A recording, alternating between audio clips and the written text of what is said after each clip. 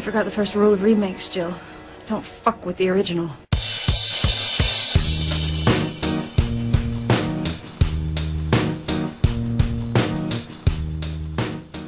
Hey everybody! Brett Ratner's Hercules is coming out in theaters this Friday, and you know what that means? Didn't we already see a Hercules this year? Yeah, they're really popping them out fast. We'll get to that later, but first I'd like to announce that this is another episode of Don't F With the Original. With Nicholas, I'm the VM correspondent for Idiomatic. And I'm Dimitri, editor-in-chief of Idiomatic.com and movie critic. Now, you're right. You've just mentioned that there was already a movie called Hercules: The Legend Begins. Yeah, that came out in the February. Legend of Hercules. The title varies. It depends on which country you're in, actually. Okay.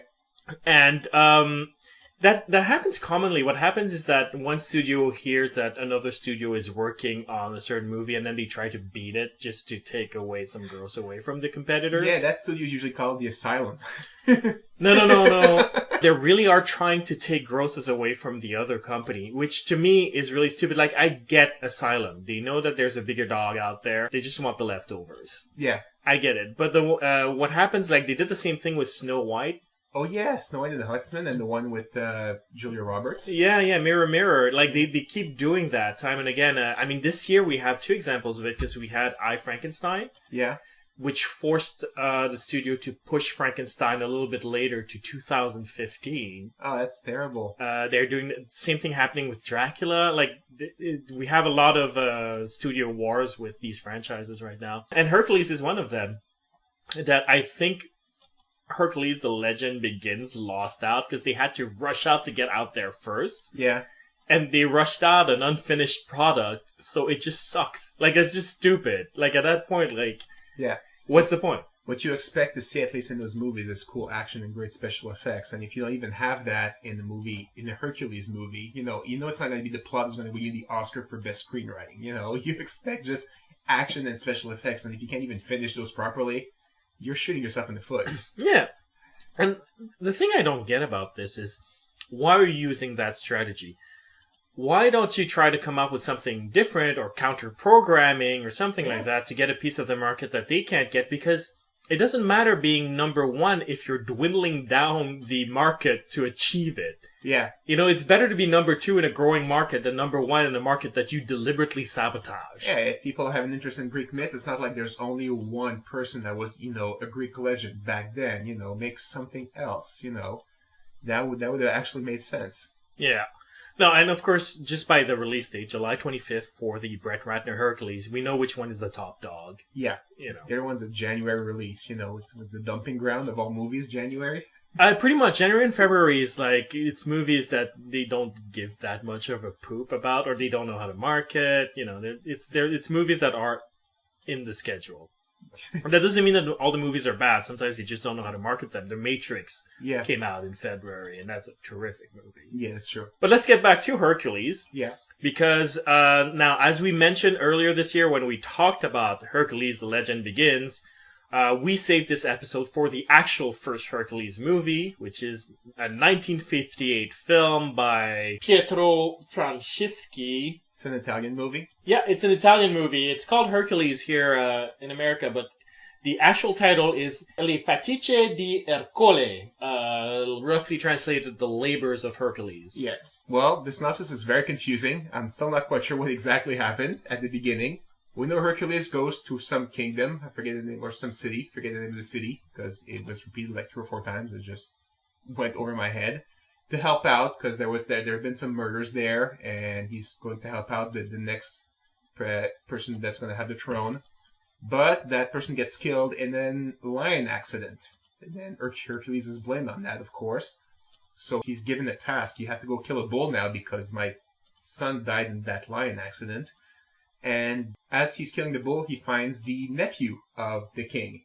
And it's like, well, here's a new descendant for you. He can take the throne for you. And yeah, because he had disappeared with a thingamajig that proves that you are deserving of the crown. I don't know what it was called. I think with the golden fleece. Yeah. He disappeared, and he disappeared with a guy that is thought to have killed. Had made the trouble there.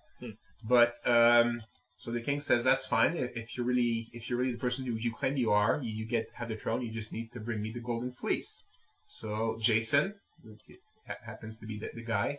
The nephew. The nephew, yes. He grabs a bunch of guys and he goes and gets the golden fleece. And Hercules tags along. Exactly. And that's about it. I know.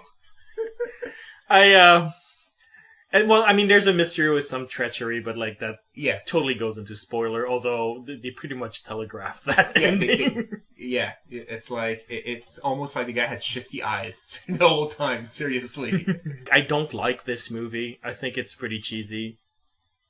I don't think it's awful, to be honest. Like, I didn't want to gouge my own eyes out while watching it, but I was sort of like constantly zonking out and going like, what the hell's going on here now? What, there's a bull now? Like, why are they on a boat? What's going on? Like, I was completely confused with every event not because the movie doesn't explain what's going on, just because I couldn't bring myself to care. Yeah.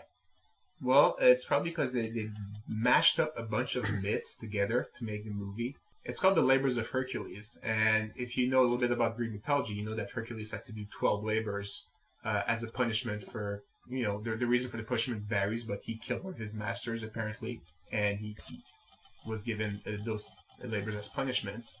And one of them was to kill a lion, one of them was to kill a bull, so those are both in the movie. And then, all of a sudden, you go to Jason and the Argonauts, who go to find the Golden Fleece. It's like the movie just stopped in its track and was like, oh, we're going to do this Greek story now for some reason. It's just very, very weird. And also, they have Ulysses tagging along for no goddamn reason. Which is, if you know a little bit about Greek mythology, he's completely in the wrong generation. Ulysses' father was one of the Argonauts. Ulysses was not born yet at that time, so it's just very weird. And of course, Hercules teaches him how to use a bow, because if you know a little bit about the Odyssey, Ulysses proves that he's him when he goes back home by proving his skills with a bow. But it's Hercules, that taught him those skills, wink wink. It's very weird that, you're trying to combine all those different myths together. To me, it felt like if you're kind of mashing Harry Potter, Twilight, and the Hunger Games in one, fan fiction written by a 12-year-old. That's what it feels like to me. It's just very, very odd. That's an interesting comparison. Because I understand how it comes off that way. For me, it came off more like you were trying to take an established literary story, Greek mythology at this point, that's what it is, and try to process it through the Hollywood filmmaking machine, but the rip-off machine. I mean, it's an Italian movie, so it's not going through Hollywood, obviously, but it's trying to fit that mold, that sort of rip-off machine. Because, if you look at the beginning, it's not even optimal, because the beginning of the movie has Hercules just hanging out at the beach, eating some big piece of meat. Insert gay reference here. And this woman comes out with her horse has gone wild and her chariot just running like crazy, and you presume that the horses are just gonna jump off the cliff because they're that stupid. Yeah. And she's gonna die. And that's the beginning of a Lone Ranger comic book. The chariot is think of it of a caravan. There's this young widow or just woman just stuck in there, and the Lone Ranger comes to save her. Yeah. And then he saves her, and then she starts telling him about the building blocks of the mystery that will be his main adventure. Oh, that's interesting. It's totally a cowboy thing, and you're like, okay, and Hercules is presented as this perfect human being, perfect hero kind of guy, and he never fails at anything. And then he goes to that town or / city, and trains their army or trains their posse, and then gets into a bigger quest from there, where he'll go to the desert or the boat. It's like you're taking Greek mythology and you're turning it into literally a cowboy comic book for kids, and it doesn't fit. It's interesting. Many things that you mentioned, that it's true, because it really doesn't fit mythology. I don't remember any stories about horses being out of control and somebody stopping them. First of all, because horses aren't dumb and they have self-preservation. They're not going to jump off a cliff. It's not going to happen, okay? Even if you try and force them, the horse is not going to do that. So that's probably why, Greek mythology doesn't have that, because they knew how horses work, because they lived with that was their mode of transportation.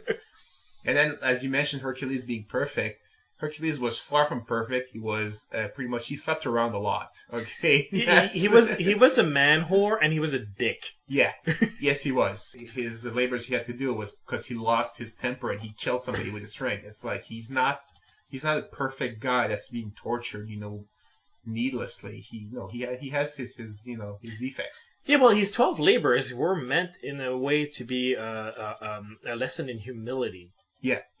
So, of course, they lost that because he starts out so already perfect and humble. And then they have this weird part in it where he's like, I don't want to be a god anymore because he's so humble. He just doesn't want to be a god anymore so he can love a woman and he doesn't like being above man. Yeah. And again, that's like, that's sort of a very American Hollywood theme. You know what I mean? Yeah, it's not a Greek theme because Greek gods had sex with humans all the time, and they loved as well. And they were the ones in controls of their destiny as opposed to man. So no god in their right mind would go like, I'd like to be a man. I'd like to be a peon in like some crazy fucked up game of power and pettiness. Yeah, that would not happen. That's a good point. He removes his powers and he remains as powerful, as wise, and as invincible. Pretty much. So what was the point of that scene? And it feels a lot like these people are going like, I've seen that in a comic book I like. I've seen that in a movie I've seen recently. Let's put it in there. And let's stir the whole pot and see what comes out of it. And it's like, what came out of it is shit. Why didn't they just do Jason and the Argonauts instead? That's what the whole core of the movie was about. And you have interesting stuff happening. The Argonauts, they go through, in their quest, they stop at a bunch of islands, and stuff happens to them. And if you want to incorporate Hercules, that's cool because he was one of the Argonauts. So you have him, you have Jason, you have another bunch of Greek heroes that are just mentioned in passing in these movies like Castor, Pollux, Orpheus, and you just have them have the adventure. You don't need this whole intro of, Hercules being perfect and, oh, I'm Hercules, I'm the main character here, even though it's not my quest at all. I don't understand why they did that. Is it because in the movie you need one hero to relate to and like an ensemble cast would not have worked back then? It's something I don't understand why they did. I suspect they were trying to build a franchise, and they felt more comfortable building a franchise around Hercules, who can appear in different adventures, more than Jason, who sort of has a pretty set, finished journey. Yeah, that's true. And you bring up a good point about mixing all the Greek mythology and getting it all backwards. I don't know what it is about Greek mythology, but like it always happens in film, doesn't it? Like every time they take a Greek myth, they never frickin' follow it. I mean, like, we could make fun of Troy for another half hour. Yes, I would like that. but like, Clash of the Titans is another example of that, where it's like, oh, we're going to take all these Greek characters, and then what we're going to do with them is rip off Star Wars. Disney took Hercules and, like, went like, okay, what are we going to do with that? Rocky. Like, yeah. And then this movie is the same thing as, like, let's do the Lone Rangers. Like, or you could do Greek mythology. Like, I don't get that. Yeah, exactly. Is it maybe because Greek mythology, it's like an art that we wouldn't understand because it's completely different than, the stories we're used to, where you have the hero and he's perfect and he rises above everything, whereas all Greek heroes were very, very flawed. They were more flawed than they were heroic, actually. So I guess it made people feel good back then. Some things like, hey, even he Hercules, even he's an asshole. So I'm cool in my life, Maybe that's what they were doing. Yeah. I mean, like, the gods were very much a representation of the fates of nature, of the world being so much more powerful than man. That's what Greek mythology is a lot about. This is not a theology that's about empowering man. It's very much about explaining why man is not powerful.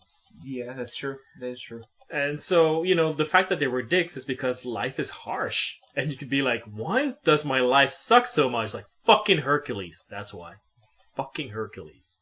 If I meet that guy, he's going to beat the shit out of me because he's fucking Hercules. My life sucks. Still, I'm still going to, tell him my way of thinking a few seconds before he punches me in the face. But still, he'll know how I feel. Yeah. The first time they do with Amazons, which, by the way, are not in any of the Argonauts' travels, and, Hercules kicks their asses, and that's the thing.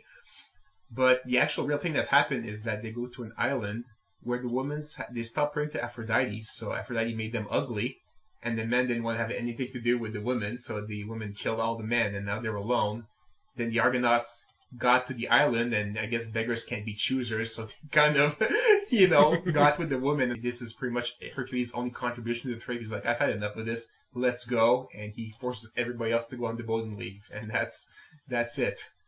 Which is not at all what happens in the movie. No. First of all, they're very pretty. Yeah, they're Amazons. Yeah, they're Amazons. They're very pretty. That's one thing I want to mention about the movie. Like, the eye candy in that movie, nice. Yes, both men and women. So we're not just being very sexist. I can appreciate, good-looking men. I can see that they're good-looking. Yeah, like Hercules, is like this, obviously he's a bodybuilder. Yeah. But, he's not, a monstrous-looking dude. Yeah, but he not great. overly muscular, Exactly. He's just, he's a strong guy. You can see it, Yeah, he looks great, and there's a lot of skin for the ladies. There's a lot of skin. Yeah. And for the men, the women, of course, it's a 1958 movie, so the women don't show as much skin, but, the girl that Hercules falls in love with, that first of all, she's very pretty. But what I want to point out is that that is the shortest freaking toga I have ever seen. Yes, it is ridiculous, and she's wearing nothing under that toga. And the movie makes it as obvious as humanly possible. Well, like it used to be back then, they didn't wear anything under those togas. I imagine not. Yeah.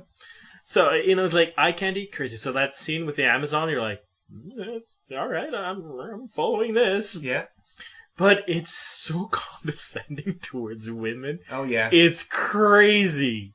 It's like no woman can be complete without a man. Yeah, and the woman goes like, that's true. yeah, exactly, And they're gonna kill the men, but nonetheless, they basically cater to all their needs nonetheless, because I guess that's what women are supposed to do. They're biologically, set to do that. Apparently so, yeah. It's ridiculous, And it's so funny because, they're trying to show the Amazons, so they show that they're very skilled with their weapons. They throw the arrows and it hits, exactly the lances of the men to show, how precise they are. And it goes okay, you're coming with us as our prisoners because we've proven that we shoot really well. Yeah. And so the men come with them, and then they sort of, the men just sort of walking around laughing about, because even though they're supposed to be prisoners, the writers can't bring themselves to have men take women seriously in the movie. Yeah. It's so awful.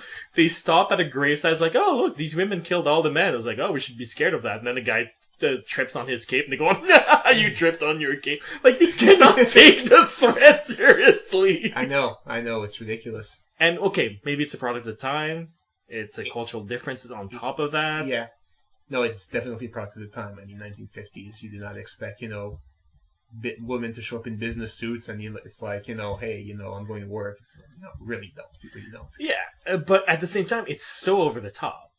And it's also, you can titillate while still keep the action going, but here they just let's laugh at the women for 20 minutes. And it just so happened that the people that were punished by Sting, they were supposed to stand instead. They decide, we're not going to screw this punishment, so they leave. And Hercules, how about you carry those people then? It looks something. I know, that was a weird thing where they had this storyline. It's uh-oh, the guys on the boat are going to fuck everything up. Uh-oh, and then they go, oh, here's Hercules. Yeah, go back to the ship. Oh, okay. Oh, yeah.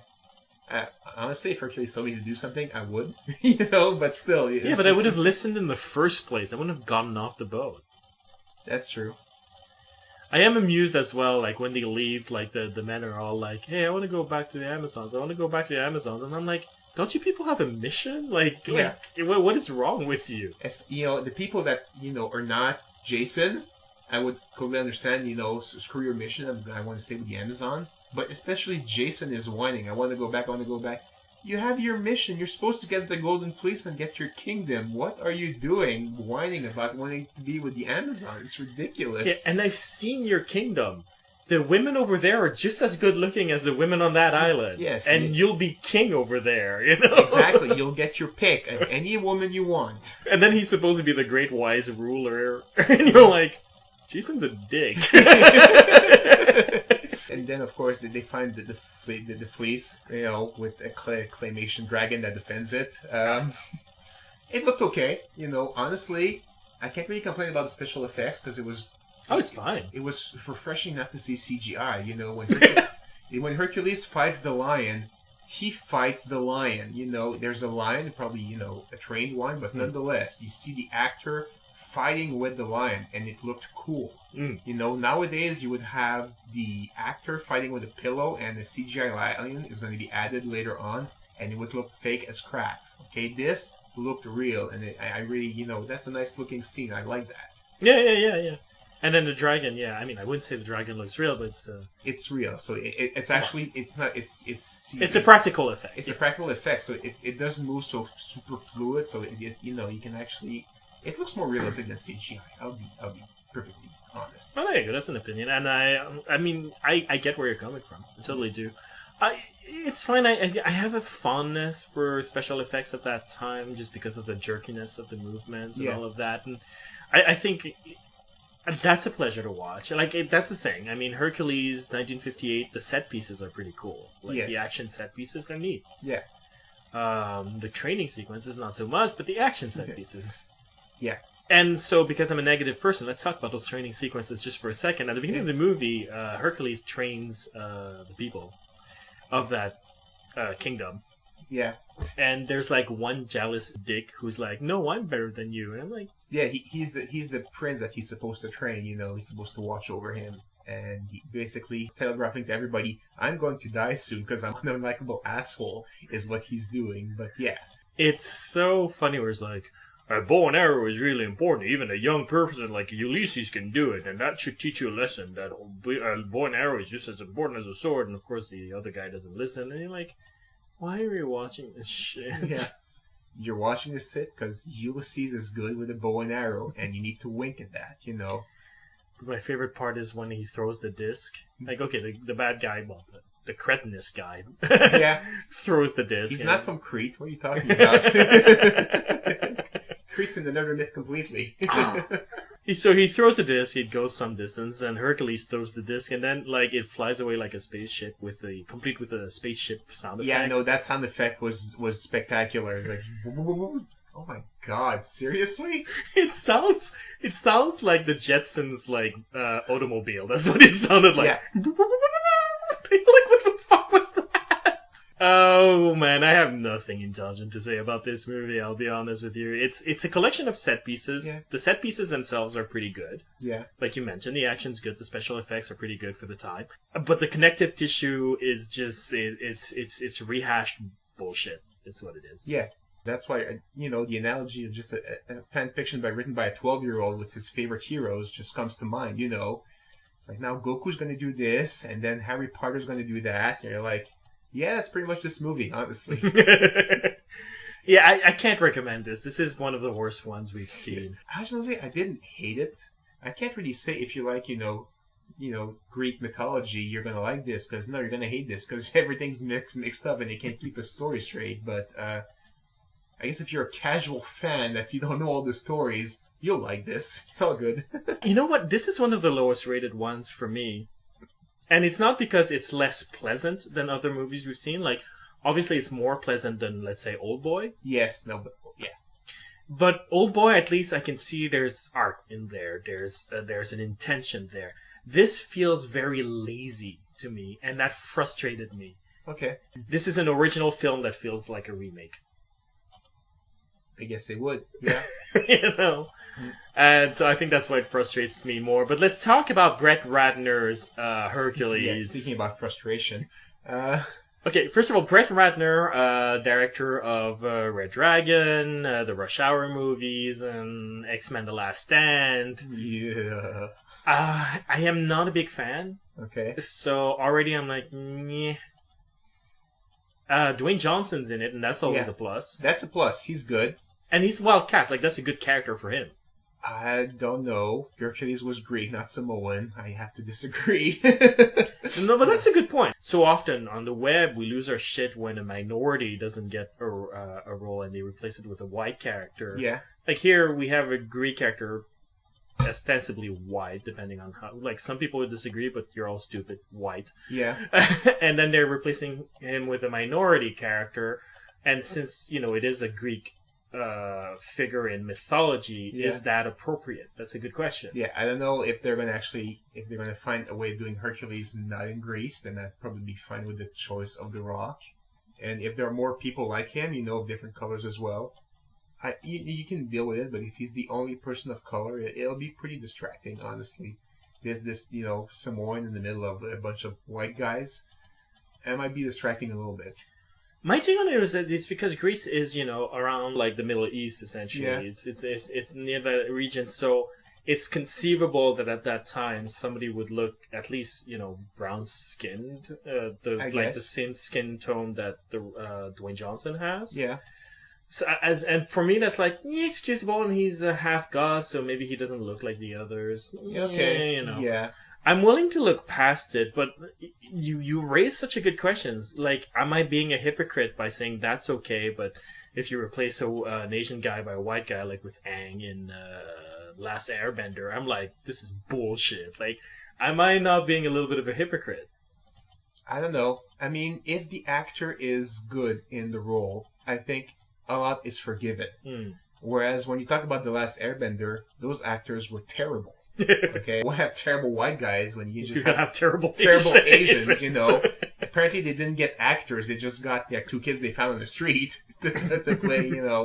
So it's like if he gives a good performance, which he usually does. I'm not sure how he'll play Hercules, but he usually gives good performances. He's a good actor. He's fun in movies. A lot of things can be forgiven if you're not sticking directly to what the character looks like, to the ancient myth.